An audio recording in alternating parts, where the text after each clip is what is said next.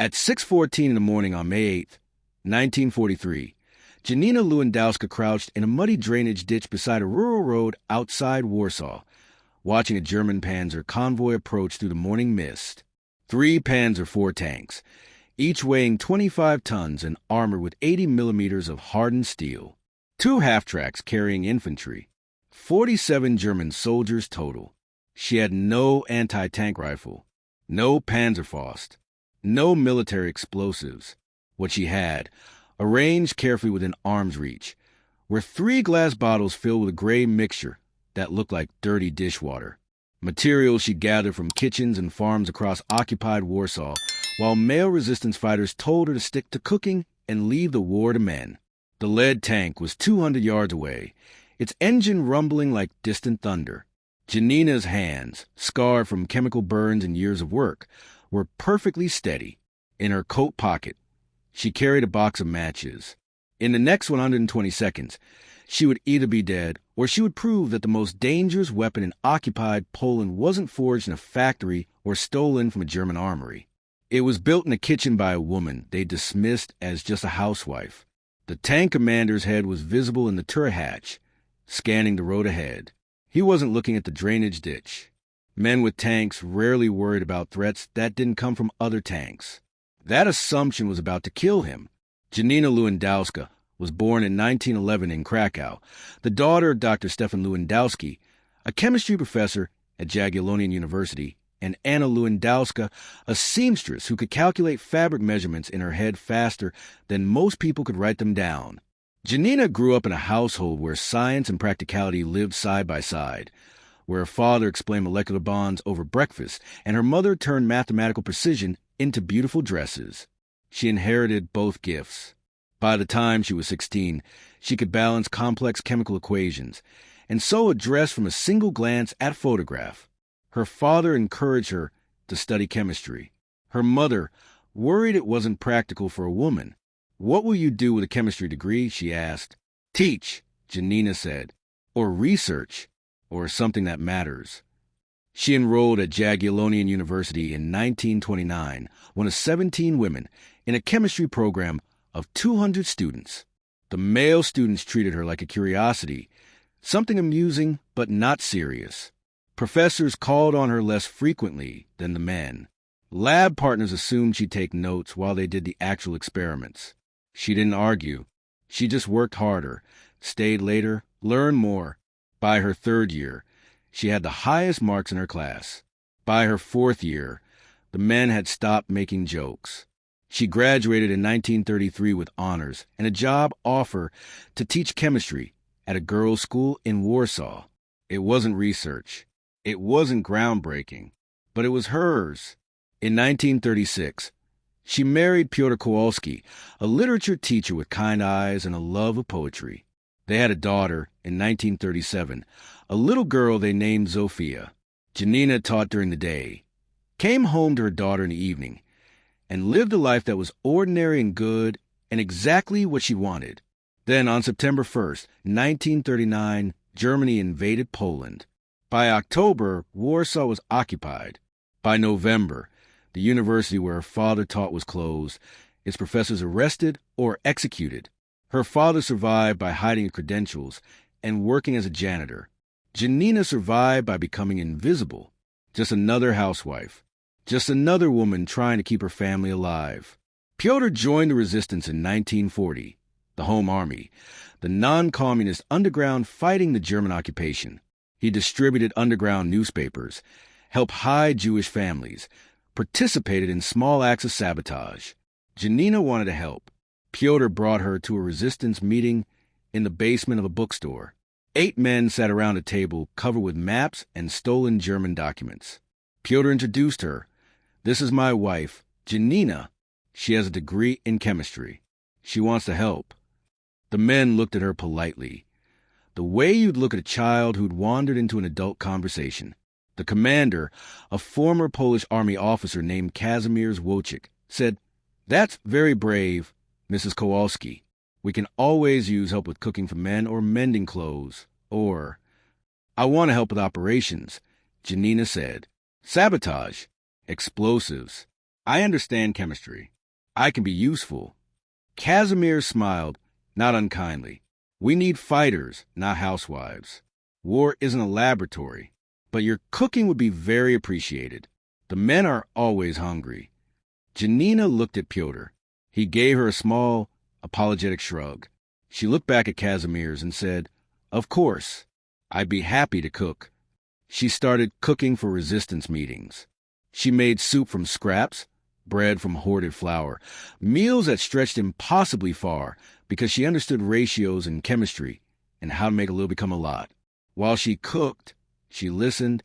She heard them plan operations, debate tactics, discuss the German supply lines and patrol routes. She memorized everything. And while men ate her food and complimented her useful housewife skills, Janina Lewandowska was learning how to turn those skills into weapons. In April 1943, the resistance received intelligence from a sympathetic Polish railway worker. A German panzer convoy would transport ammunition and supplies through a rural road outside Warsaw on May 8th. 3 tanks, 2 half-tracks, a critical supply line. Destroying it could delay German operations for weeks, maybe longer. The resistance cell met to plan the attack. Casimir spread a map on the table. We hit them here, where the road narrows between fields. We have 4 rifles, 6 grenades, 12 men. We set up a crossfire, target the half-tracks first, then try to disable the tanks. One of the men, a former soldier named Jerzy, shook his head. Grenades won't penetrate tank armor. Rifles are useless against panzers. We'll kill some infantry, maybe, but the tanks will slaughter us. Then what do you suggest? Casimir's asked. We need anti-tank weapons. Panzerfaust, stolen from the Germans. Or we don't do it at all. They debated for an hour. Janina, standing in the corner preparing tea, studied the map they'd left on the table. She did calculations in her head. Armor thickness, penetration requirements, chemical reactions. Finally, she said quietly, I can build devices that will penetrate tank armor using materials from any kitchen or farm. No military explosives needed. The room went silent. Then someone laughed. Jerzy said, Janina, this isn't a cooking class. This is war. You can't bake a tank to death. I'm not talking about baking, Janina said. I'm talking about chemistry. Shaped charges, thermite reactions. I can build improvised anti-tank devices using ammonium nitrate, sugar, kerosene, and glass containers. The explosive force, properly directed, can penetrate 80 millimeters of armor. Casimir's looked at her like she started speaking Chinese. With sugar and kerosene? And fertilizer, Janina said. Ammonium nitrate. It's a powerful oxidizer. Combined with fuel source and a proper initiator, it creates an explosion with enough force to punch through steel. The Germans use it in military explosives. I can make it in a kitchen. The men exchanged glances. Pyotr looked uncomfortable. Casimir said gently, Janina, I appreciate your enthusiasm, but this is extremely dangerous. Even if what you're describing is theoretically possible, building it requires expertise we don't have. I have the expertise, Janina said. I have a degree in chemistry. I've studied explosive reactions. I know what I'm doing. Knowing theory and building a working weapon are very different things, Casimir said. Janina set down the teapot and looked him in the eye. If I can prove it works, will you let me try? Casimir's hesitated. Then, certain she would fail and the conversation would end, he said, Yes, if you can prove it works, we'll consider it. Good, Janina said. I'll need 2 weeks. Janina had 2 weeks to build a functional anti-tank device using only materials available in occupied Warsaw. No military explosives. No detonators. No metal casings. She started with research, pulling from memory everything she learned about explosive chemistry, oxidation reactions, and shaped charges. Ammonium nitrate, the primary component of fertilizer, was a powerful oxidizer. Mixed with fuel like sugar or kerosene, it created an explosive reaction. The challenge was controlling the reaction, directing the force, and creating enough heat to penetrate armor. She needed a shaped charge effect, where the explosion was focused into a narrow jet of superheated gas and molten metal. Military-shaped charges used metal casings and precision engineering. She had glass bottles and kitchen materials. She started with small-scale tests in her kitchen, late at night after Zofia was asleep. Tiny amounts of ammonium nitrate mixed with sugar in different ratios. She'd light them with a match and measure the burn rate, the heat, the force. Too much sugar and it burned too fast, dispersing energy. Too little and it didn't generate enough heat. She adjusted ratios, tested again, adjusted again. On the third night, a mixture ignited faster than she expected. Flames shot up, singeing her eyebrows and filling the kitchen with acrid smoke. She threw a wet towel over it, smothered the flames, and stood there shaking, realizing how close she'd come to burning down the apartment and killing her family. She waited 10 minutes for her hands to stop trembling. Then she adjusted the ratio and tried again. By the end of the first week, she had a formula that worked. 3 parts ammonium nitrate, 1 part sugar, kerosene as a liquid binder and secondary fuel. The mixture, when ignited, burned hot enough to melt steel. The next challenge was containment and direction. She needed the explosion to focus its force in one direction, like a lance, not disperse in all directions like a firecracker. She experimented with glass bottles of different shapes, filling them with a mixture and testing how the glass fragmented, how the explosion propagated. She learned that a wine bottle, with its narrow neck and thick base, created a natural-shaped charge effect when positioned correctly. The explosion would channel through the neck, focusing the force into a jet of superheated gas. On the 10th day, she was ready for a real test. She needed a target, something that approximated tank armor. Pyotr, terrified but unable to stop her, helped her find an abandoned German supply truck in a forest outside Warsaw, a wreck left behind after a partisan attack. The engine block was thick steel, not as thick as tank armor, but close enough. Janina prepared a single device, a wine bottle filled with her mixture, a cloth fuse soaked in kerosene. She positioned it against the engine block, lit the fuse, and ran. 8 seconds later, the explosion tore through the forest. When the smoke cleared, the engine block had a hole punched clean through it, edges melted and twisted. Janina stared at it, barely believing it had worked. Pyotr, standing beside her, whispered, "Holy Mother of God!" Kazimierz, who'd come to witness the test, walked up to the engine block, touched the melted edges, and looked at Janina with an expression somewhere between shock and respect. "You did this with fertilizer and sugar?" "And kerosene," Janina said. "And chemistry. Can you make more?" "Yes," Janina said. "How many do you need?" Building 3 full-scale devices required quantities of materials that would attract attention if purchased all at once. 50 pounds of fertilizer, 10 pounds of sugar, 3 gallons of kerosene, 3 wine bottles. In occupied Warsaw, where every transaction was watched and every unusual purchase reported, buying those amounts would bring the Gestapo to her door within a day. So Janina became invisible again. Over 10 days, she visited 12 different farms on the outskirts of Warsaw, posing as a housewife buying small amount of fertilizer for a victory garden. For pounds here, 5 pounds there, never enough to raise suspicion. She told each farmer the same story. Her husband wanted to grow vegetables to supplement their rations. The farmers, sympathetic and eager for any small act of resistance, sold her the fertilizer cheaply, sometimes refused payment altogether. For your garden, they'd say, grow something beautiful. Sugar was harder. It was rationed, controlled, precious. Janina worked as a cleaning woman in a Wehrmacht officer's mess hall, a job she'd taken specifically for access. She stole sugar 1 handful at a time, slipping it into her pockets while she cleaned tables, hiding it in her cleaning bucket under rags. It took 2 weeks to accumulate 10 pounds. Every theft was a risk.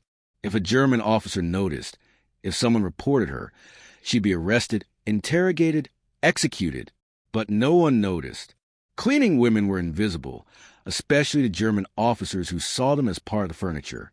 Kerosene she siphoned from German supply depots, 1 liter at a time, using a rubber tube and a bottle hidden under her coat.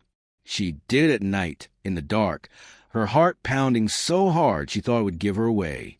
Once, a German sentry walked past while she was siphoning fuel. She froze, the tube still in the barrel. Certain she was caught, the sentry lit a cigarette, looked at the sky, and walked on.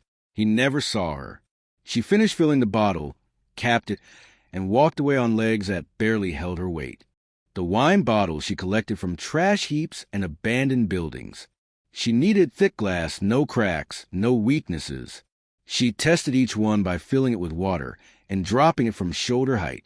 If it broke, it was too weak. If it survived, it would work. She found 3 that passed the test. By April 30th, she had everything she needed. She built the 3 devices in the cellar of a safe house, working by candlelight, measuring ratios with a kitchen scale, mixing the components with a wooden spoon. Each device took 6 hours to prepare. The mixture had to be perfect. Too wet and it wouldn't ignite.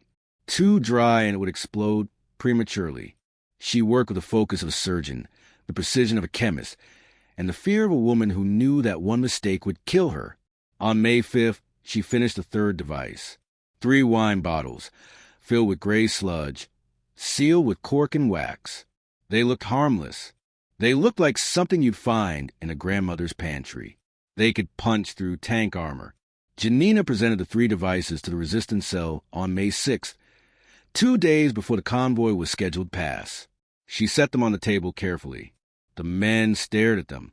Jersey, the former soldier, picked one up, turned it over in his hands, and said, "These are supposed to destroy tanks? They look like something my grandmother would use to pickle vegetables." "They're shaped charges," Janina explained. "The glass bottle acts as a casing.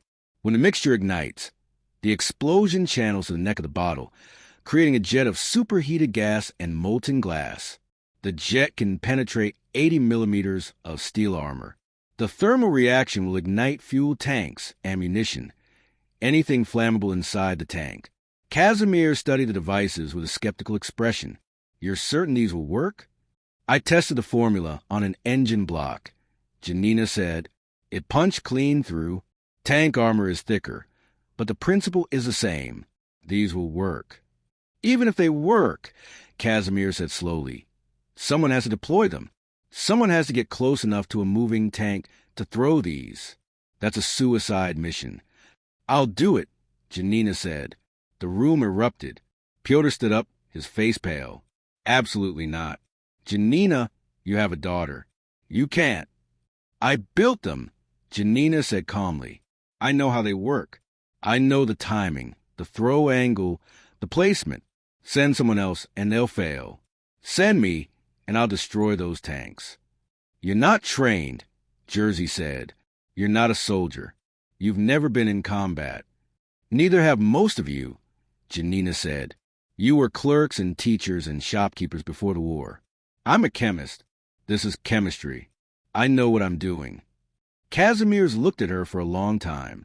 Then he looked at Pyotr, who sat with his head in his hands. Finally, Casimir said, "If you do this and you're captured, we can't rescue you. The Gestapo will torture you for information. They'll kill you. Do you understand?" "I understand," Janina said. "And you still want to do this?" "Yes." Kazimierz nodded slowly. "Then God help us all." On the night of May 7th, 1943, Janina Lewandowska put her 6-year-old daughter to bed. She read her a story, a fairy tale about a princess who saved a kingdom. Zofia, sleepy and warm, asked, "Mama, are you a princess?" Janina smiled and kissed her forehead. "No, Kochny, I'm just your mama."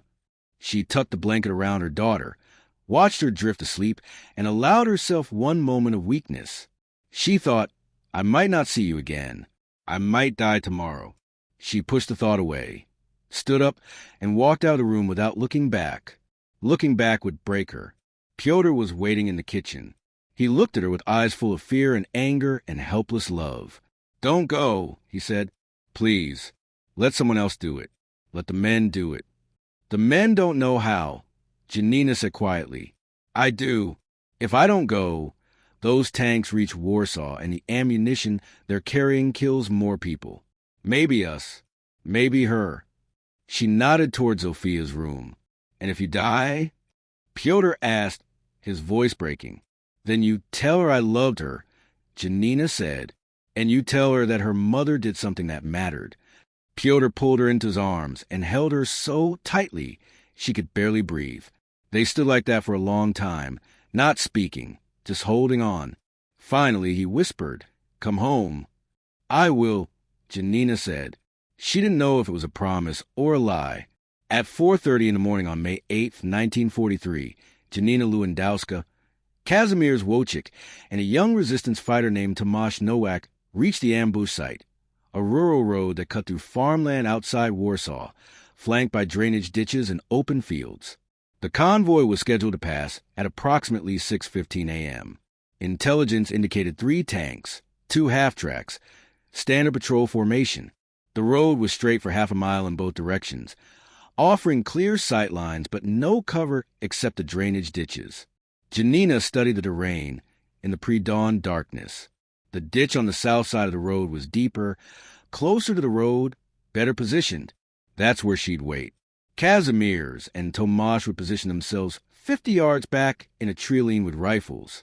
Their job wasn't to fight the convoy.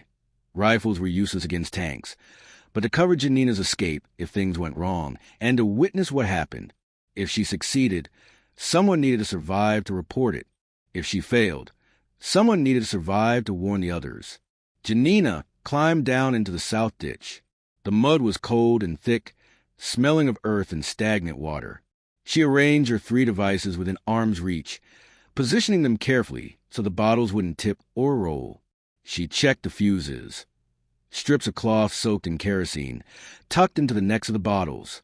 Each fuse was designed to burn for exactly 8 seconds, long enough to light, throw, and take cover, not long enough to hesitate or second-guess. She tested the matches, making sure they were dry. Then she settled into the mud and waited. The sun rose slowly, painting the sky in shades of gray and pink. Birds sang in the fields, oblivious to what was about to happen. Janina's heart beat steadily. She wasn't calm. Calm would be insane, but she was focused. She'd spent 2 weeks preparing for this moment. She knew the chemistry. She knew the timing. She knew what she had to do. At 6:10 a.m., she heard the rumble of engines in the distance, a low mechanical growl that grew louder with each passing second. She pressed herself flat against the side of the ditch, invisible from the road. The rumble became a roar. At 6:14 a.m., the convoy appeared. 3 Panzer IV tanks in a column, spaced about 30 yards apart. Each tank was a monster of steel and machinery, 25 tons of armor and firepower, treads chewing up the dirt road, engines bellowing. Behind the tanks, 2 SD, KFZ. 251 half-tracks carried infantry, soldiers sitting in rows with rifles across their laps. 47 men total. Janina counted them automatically, a chemist's habit of quantifying everything. The lead tank's commander stood in the turret hatch, scanning the road ahead. He wasn't looking at the ditches. Why would he? What threat could possibly hide in a muddy ditch? Janina's hand closed around the first bottle. The lead tank was 200 yards away. 150. 100. She pulled out a match. At 50 yards, she struck the match. It flared to life, bright and hot. She touched it to the kerosene-soaked fuse. The cloth caught immediately, burning with a steady orange flame. She counted in her head, 1, 2, 3. The tank was 30 yards away. 4, 5, 6, 20 yards. 7, 8. She stood up, stepped out of the ditch into full view of the convoy, and threw the bottle with every ounce of strength she had. The bottle tumbled through the air, end over end, trailing a thin line of smoke from the burning fuse. It struck the lead tank's left tread assembly, just above the drive wheel, and exploded. The explosion was massive, far larger than the men watching from the tree line had expected. A ball of fire and smoke erupted from the tank's side, the shaped charge punching through the tread, through the armor, into the fuel tank.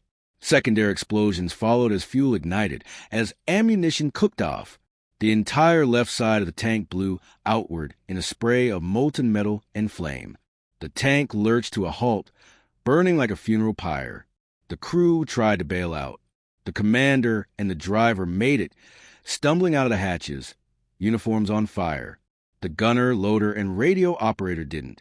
Their screams lasted 3 seconds before the ammunition magazine exploded and the screaming stopped. The convoy ground to a halt. Soldiers shouted in German, voices high with panic and confusion. The second tank's commander tried to reverse, but the road was narrow and the burning wreck of the first tank blocked the way. The third tank's machine gunner swung his MG-34 toward the ditch, searching for the threat. Janina was already moving. She dropped back into the ditch, crawled 10 feet to the right, grabbed the second bottle. Her hands were shaking now, adrenaline flooding her system, but she forced them steady. She struck another match, lit the fuse, counted 1, 2, 3, 4, 5, 6, 7, 8. She stood, threw. The second bottle arced through the air and struck the second tank's turret ring. The weak point where the turret met the hull. The explosion tore the turret halfway off its mount, the shaped charge punching through the thin armor and into the crew compartment.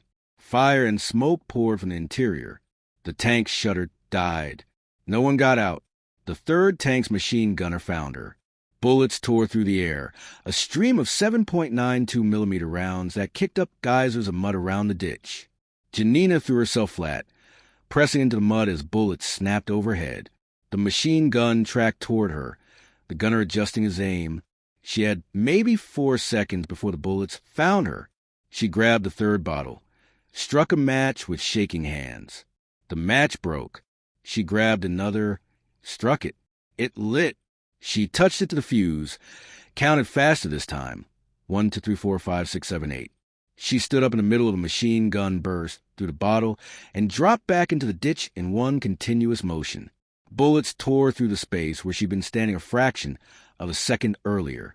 The third bottle hit the tank's engine deck, the rear armor that protected the engine compartment. The explosion punched through the thinner rear armor and ignited the engine. Flames erupted from the engine grills. The tank ground forward a few more feet, then stopped, smoke pouring from every opening. The crew bailed out, coughing and choking. The half-tracks, seeing 3 tanks burning and no idea where the attack was coming from, threw their vehicles into reverse and fled back down the road, infantry clinging to the sides. In 120 seconds, Janina Lewandowska had destroyed 3 Panzer IV tanks, killed 17 German soldiers, and sent the rest running. She lay in the mud, ears ringing from explosions, hands burned from the fuses, alive.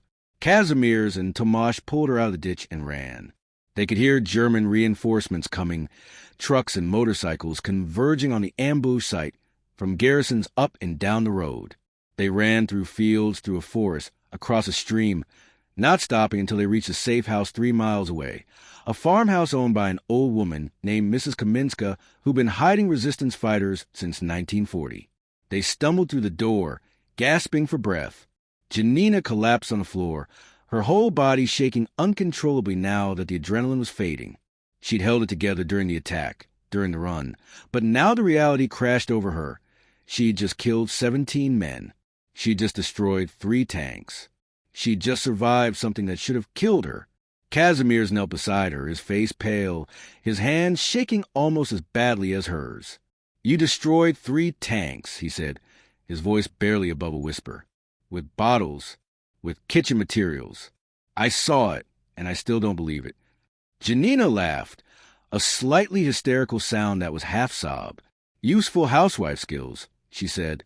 Tomasz, standing by the window watching for German patrols, turned and stared at her. "You're insane. You know that, right? You're completely insane." "Probably," Janina said. She closed her eyes and saw the tank commander burning, heard the screams of the men who didn't make it out. She opened her eyes quickly. She didn't want to see that. Not yet. Maybe not ever. Mrs. Kaminska brought them water and bread. They stayed in the farmhouse for 6 hours, waiting for the German search to move past them. By evening, it was safe enough to move.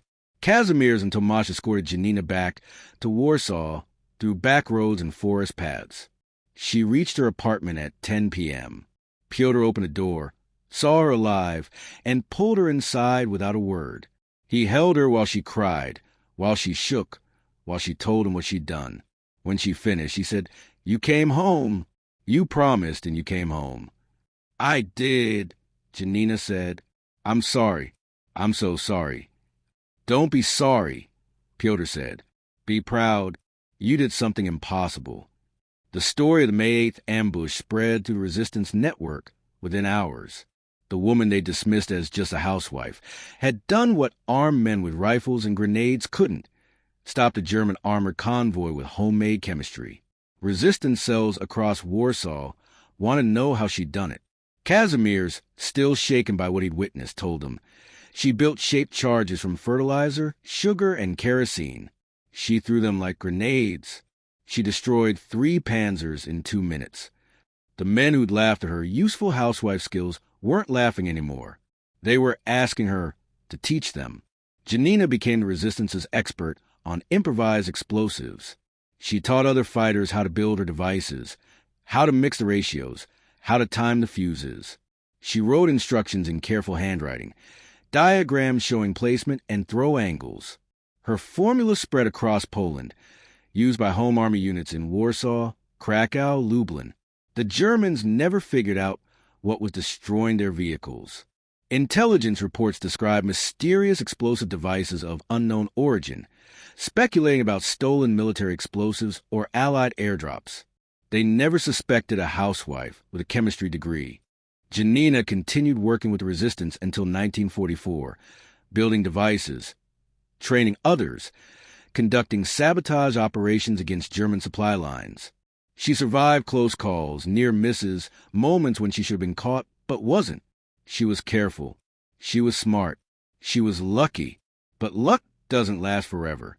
In August 1944, the Warsaw Uprising began, a desperate 63-day battle as the Home Army tried to liberate the city before the Soviets arrived.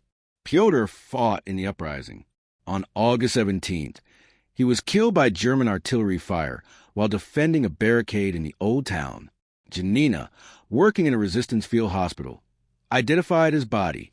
She didn't cry. She couldn't.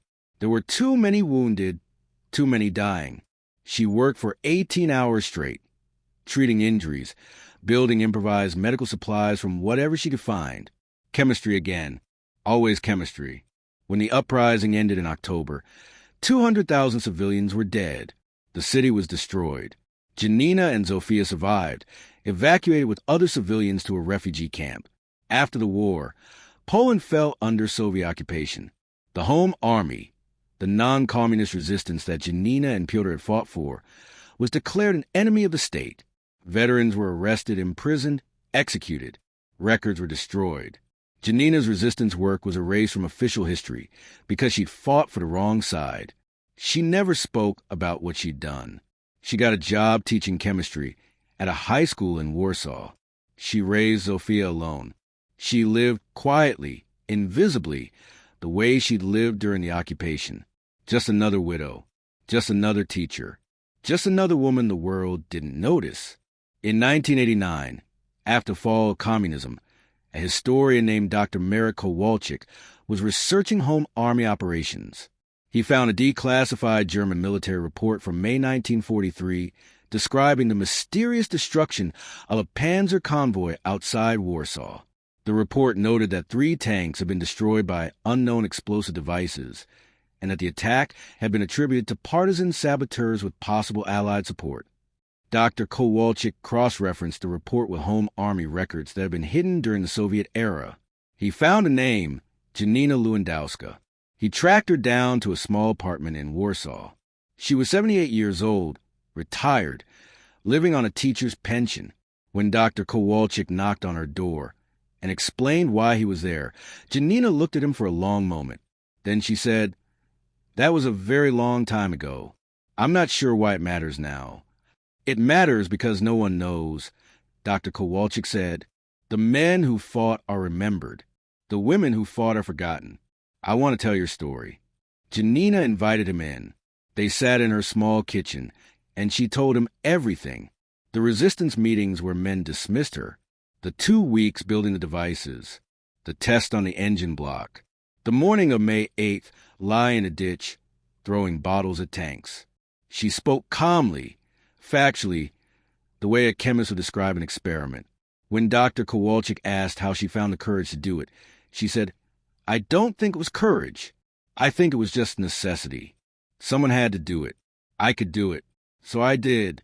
But you risked your life, Dr. Kowalczyk said. You had a daughter. You could have stayed safe. No one was safe, Janina said. The Germans were killing us every day. Doing nothing was just slower dying. At least this way I could fight back. The men in your resistance cell, the ones who told you to stick to cooking. What do you think they would say now? Janina smiled, a small, sad smile. I think they'd say I should have stuck to cooking. Men don't like being wrong. Do you regret it? Any of it? Janina was quiet for a long time. Then she said, I regret that my husband died. I regret that so many people died. I regret that we fought so hard, and then the Soviets took our country anyway. But do I regret destroying those tanks? No. Those tanks were carrying ammunition to kill more of us. I stopped them. I'd do it again. Dr. Kowalczyk published his findings in 1991. The story made national news in Poland. Janina Lewandowska, the housewife who destroyed 3 Nazi tanks with homemade explosives, became a minor celebrity. She hated it. She refused interviews, declined invitations to speak at schools and universities. She just wanted to be left alone. But her daughter, Zofia, now in her 50s, was proud. My mother never told me. Zofia said in an interview, I knew she'd been in the resistance, but she never said what she'd done. I thought she'd just cook for them, maybe pass messages. I had no idea she'd built bombs. I had no idea she destroyed tanks. A reporter asked Zofia if she was angry that her mother had risked her life. Zofia thought about it and said, No, I'm grateful, because if she hadn't done what she did, maybe the Germans would have won. Maybe I wouldn't be here. She gave me a future. She gave all of us a future. Janina Lewandowska died on November 3rd, 1995, at the age of 84. Her funeral was attended by family, former students, and a handful of elderly resistance veterans who remembered her. One of them, a man named Tomasz Nowak, who'd been with her the morning of May 8th, gave a eulogy. He said, I watched Janina destroy 3 German tanks with bottles and chemistry. I watched her stand up in the middle of machine gun fire and throw explosives like she was tossing bread to birds. I've never seen anything braver. The men in our cell used to joke about her useful housewife skills. She proved that those skills, combined with knowledge and courage, were more dangerous than any gun. She was a hero. She was a genius. And she was my friend.